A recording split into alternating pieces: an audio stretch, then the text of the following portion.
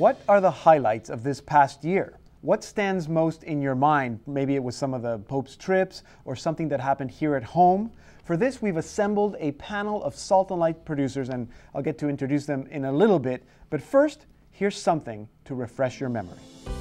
Last year was a big year, not only for Pope Benedict, but for the Church in general.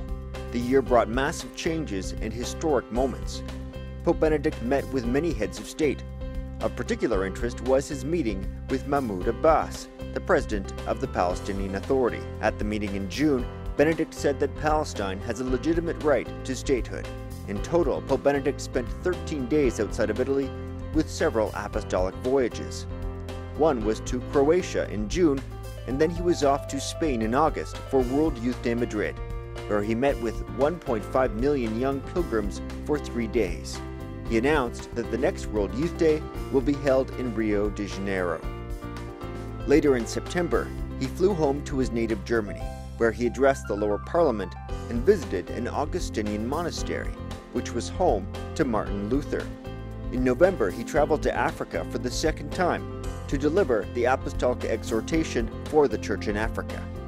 The Pope ended the year with the work of mercy, visiting a prison in Rome where he brought comforting words to prisoners.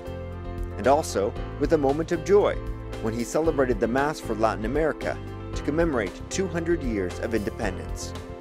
It was here that the Holy Father announced his trip to Cuba and Mexico. For the Church in Asia, there were increasingly strained relations with China, with the illicit ordination of bishops not approved by the Vatican. And closer to home, parishioners saw the rollout of the revised Roman Missal in English on the first Sunday of Advent.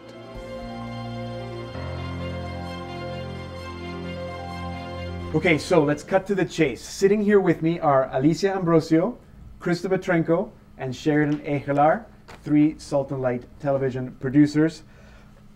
Biggest story of the year. What do you think was the biggest story in 2011? What would you say, Cheridan? Rollout of the new Roman Missal, without a doubt. Yeah, I think so. I agree with that. I don't know what you guys think. Well, no, I agree with that, but I'm biased. I think it was World Youth Day. The biggest story of the year, World Youth Day for the Church. It was for me. Okay. Yeah. Oh, I'm not so sure. I think that it from a global perspective, it could have been religious freedom, starting with the bombing of the church in Alexandria at the start of the new year, the creation of a new office for religious freedom here in Canada. Yeah. Okay, interesting. Do you want to add to that? Because I think it's the Second Vatican Council is probably the most important event that's happened in the 20th century for the Church, right? So this is ultimately the final vision, the final, like the closing, and 50 years after the closing of the Second Vatican Council. I think it's very timely. So I think what's bigger than the celebration of the Eucharist, celebration of liturgy. Yeah. And I think that's the source, that's where we come together and we are Christians in the liturgy, right? I mean, certainly as a story that got the most coverage, at least from where I'm sitting, was the revised Roman Missal. I mean, we've been hearing about it. We were talking about it. It was one of our predictions from last year. We talked about it and how we saw how it just kind of we moved towards the implementation. But I think it became a big story in part for some of the wrong reasons. People were disputing, arguing about different parts of the Mass, and that seems rather unnecessary when thinking globally and some of the real concerns that Christian communities have to face and the real problems, life or death issues. I think that the rollout of the Missal, the arguing over it, was not necessary. No, you're right. No, I can see, especially with the religious freedom.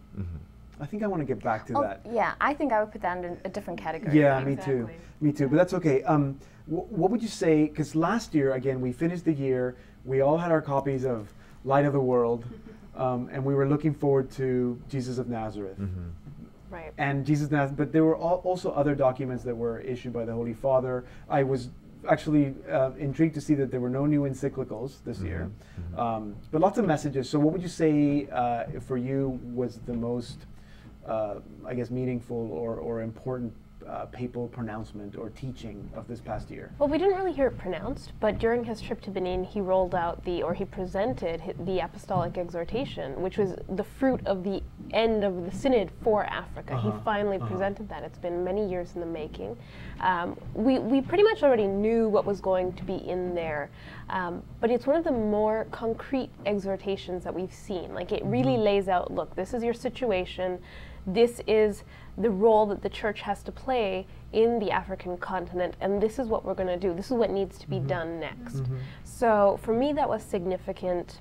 And of course, you know, World Youth Day has slightly World Youth Day for biased. every answer. It's going to be my standard answer. But let's not forget that he also announced the Year for Faith. And that's one of the most important documents that I think very few people actually read. Yeah. Everyone heard about the announcement and kind of went, yeah, okay. And there's no explanation. We know that you're a faith, but what is the particular focus? Right. I don't know. What do you guys think?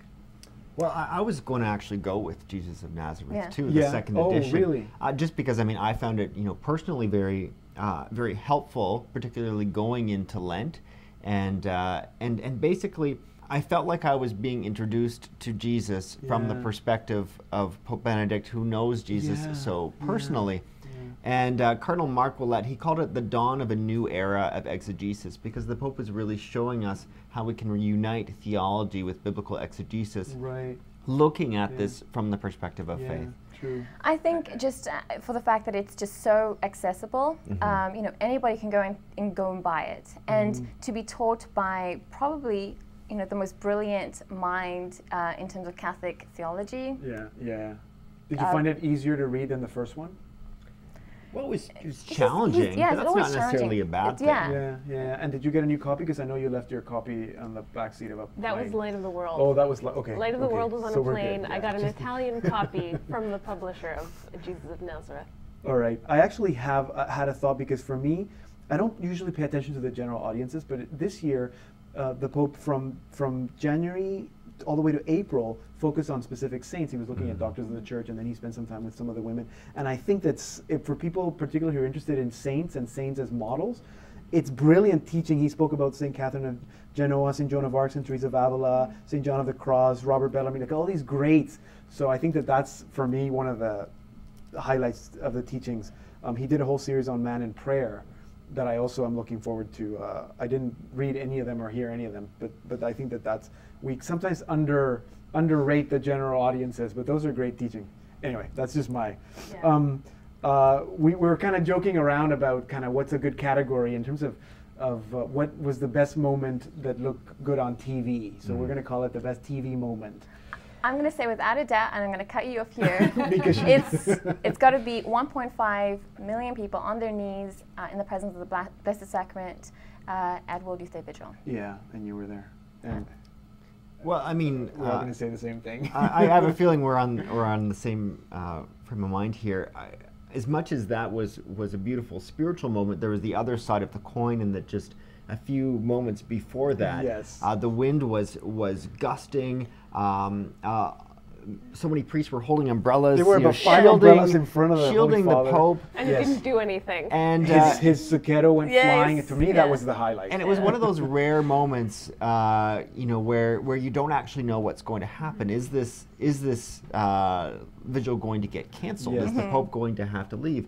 And apparently there were some of his advisors suggesting that, you know, we're not going to wait this out. You know, maybe Holy Father, you should take off. But he stuck through it, and so that was a real moment of drama. Yeah, it was good. At a Vatican event. Drama. Yeah, I know for sure. Well, and he didn't actually give his whole homily. He just said, you know, you are stronger than the rain, you're stronger than the storm, and that's great. And what a lot of people didn't know was that the World Youth Day cross had fallen over just moments before. Right. And one of our friends was one of the young men carrying that cross in, which is how we know. And they actually had to go get the cross and bring it down into the sacristy, which was flooding. I don't know if I'm supposed to say that. Yeah, no, that's great. But that is actually, I mean, having lived it, I didn't see that moment on television. I was standing at the back of the field being pelted by with rain and looking at the lightning going, we have to get out of here, we have to get out of here. But for me, one of the best television moments with Pope Benedict was actually during his trip to Benin. He had this amazing, amazing meeting with the kids at the Peace and Joy Center. And he talked to them in French, in very accessible language that kids could understand.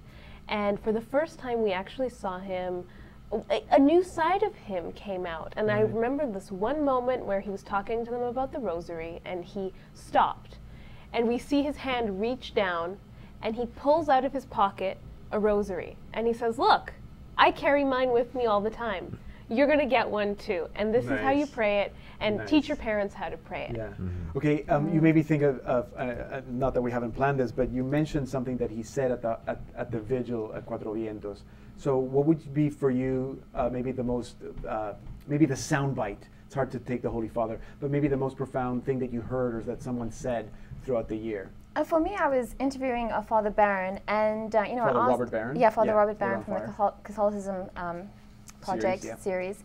And it just really struck me when he said this. He said, I'm very resistant to reducing Catholicism to our present problem, referring to the sex abuse scandal. Yeah. We have a serious problem, and the Church has to address it and is addressing it. But to reduce 2,000 years of theology, art, spirituality, the saints to the sex abuse scandal is a tragedy. Nice. Robert Barron. There you go. Thank you, Kris. Yeah. Well, I was mostly looking at what the Pope had to say, and unfortunately, it's very difficult to find just to reduce what the Pope says to a soundbite, because he explains things very well, and that's just not his way of speaking and writing. But again, going back, I did. Going back to the subject of religious freedom, which I think is so important for this year and going into the next.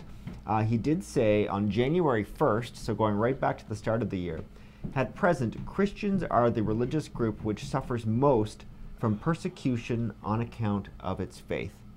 And I think that for many people, this is a paradigm shift, because we think of Christianity being, a religion of the majority, whereas for much of the world it's not. And somewhere along the lines of 200 to 250 million Christians are persecuted on a daily basis because of their faith. And this is something most people don't know. No, it's true. Aid to the Church in Need said that 75% of all religious persecution is anti-Christian. Yeah, interesting. Alicia, soundbite. Wow, I wish it was that profound. But really, I mean, I'm going to say this worldview thing, but there was one line at the papal arrival, the arrival ceremony at the airport, where the Pope actually, and I can't remember it, unlike my colleagues, I can't remember it because it was in Spanish, and it gets lost in translation in my head here, but he basically acknowledged the fact that Spanish youth are going through one of the most difficult moments they've ever encountered, and he said something about how, I'm so pleased to be here, the Spanish youth are some of the best formed, and I'm here to meet with over 1 million young people who have heard the voice of God as a whisper in their ear. Yeah. What a nice image. And that just blew me away. Okay, good. We're going to take a little break, but this is going to continue. The discussion looking at the highlights of last year will continue, and in particular, we're going to see what our predictions are for 2012, so stay tuned. Let us know your perspective. Email us at perspectives@saltandlighttv.org or reach us by mail, Perspectives at Salt and Light Television, 114 Richmond Street East, Toronto, Ontario, M5C 1P1, or call us toll-free at 1-888-302-7181. Let your perspective be heard.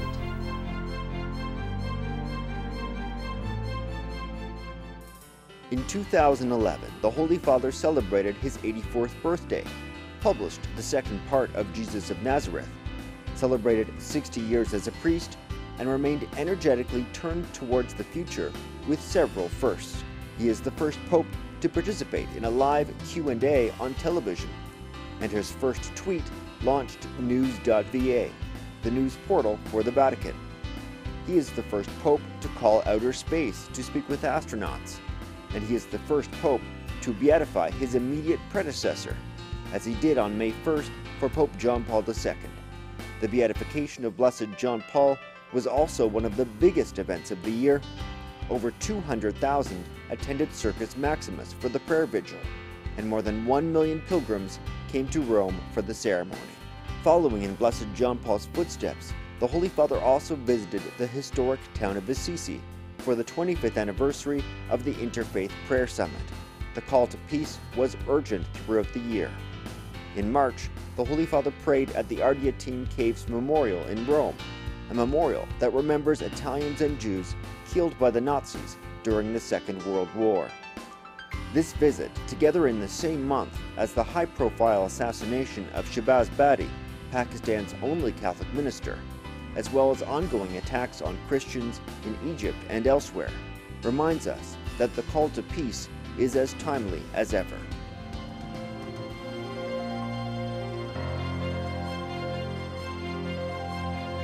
Okay, so a lot of things happened last year, and clearly some things get reported more than others. So in your opinion, what do you think is, for the church, the most underreported story? I would have to say the Pope's trip to Benin. Yeah, I agree. And it's kind of sad that if the Pope doesn't talk about condoms like he did during his last trip to Africa, that no one's going to be talking about it. When the Pope dealt with some very serious issues that are facing ordinary people, ordinary Catholics in Africa, and really this is the future of the church is in the global south, and most people don't know that he even went to Benin. And even the idea that it relates to us. Like, I still want the Pope to tell me how that relates to me. I don't know, you're African, so.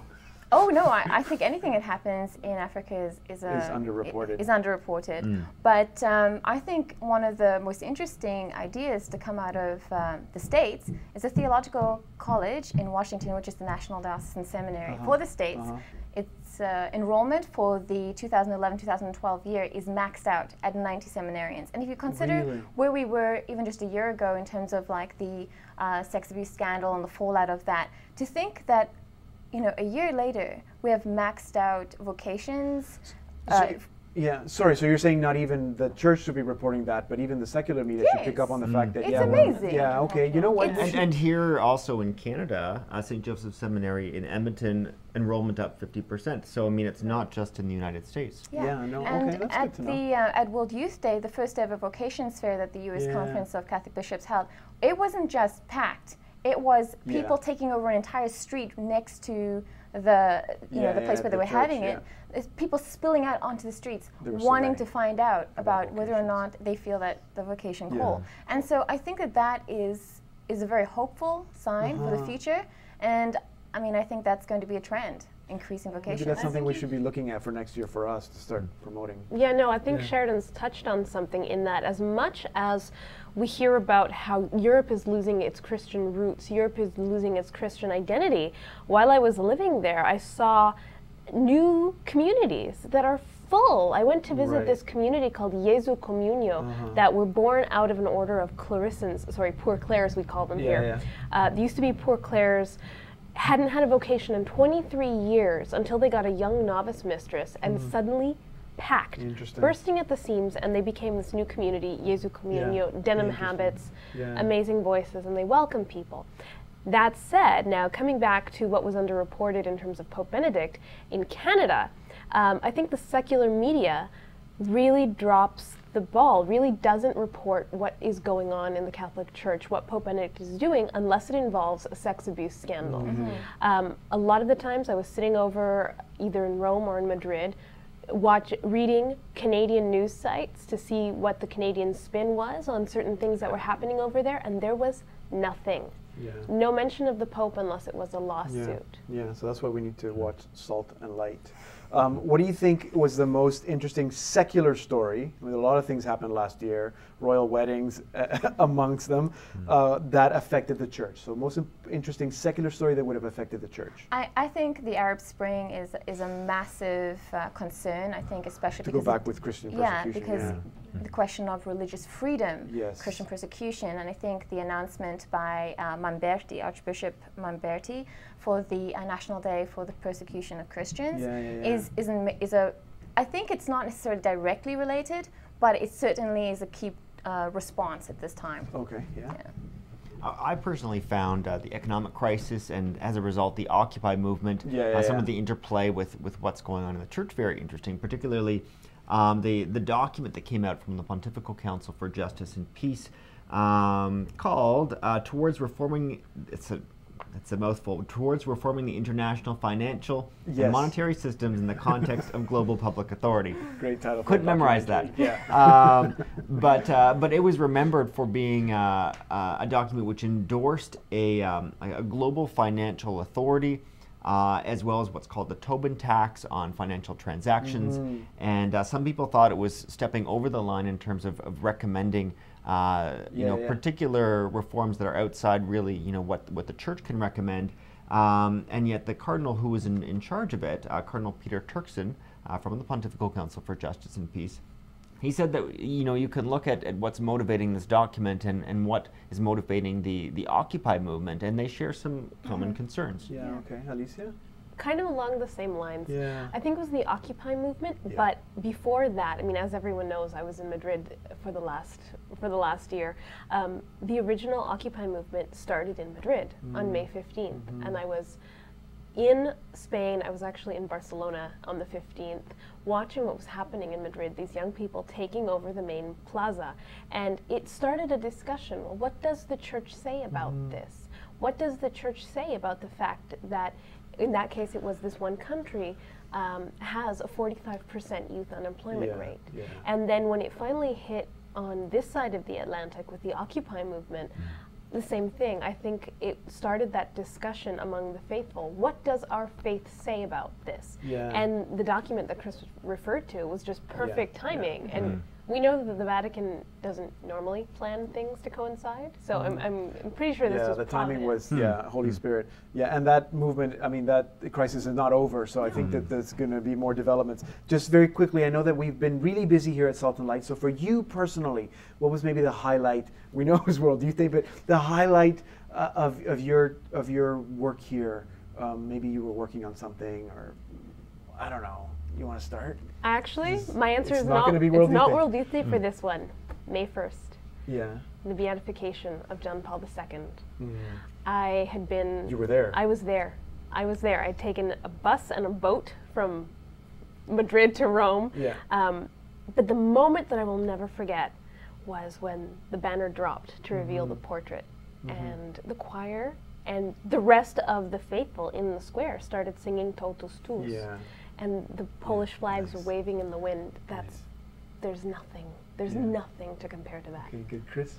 Well, in terms of like a real highlight for Salt and Light, I do think our World Youth Day coverage was really special, and I wasn't in Madrid, unlike the rest of you three. So I got to experience World Youth Day completely from the perspective of Salt and Light and watching everything that I could.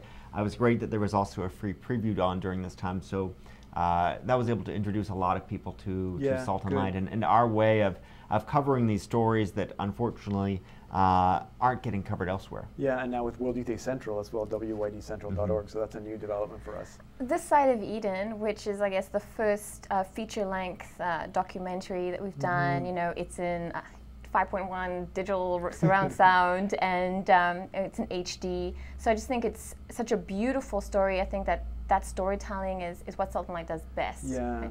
And of course, that's set out in Westminster in BC, Mission BC. Yeah, nice. But I think a real wow moment was when Put Out Into the Deep was presented to the Holy Father, and of course that's a documentary that Kris worked on. Yeah, good, and it was about the new seminary in Edmonton.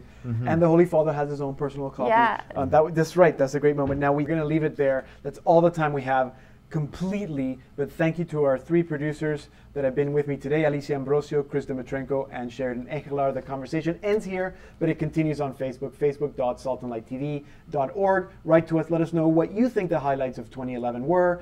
So that's all for tonight. Have a blessed beginning of 2012. See you next week.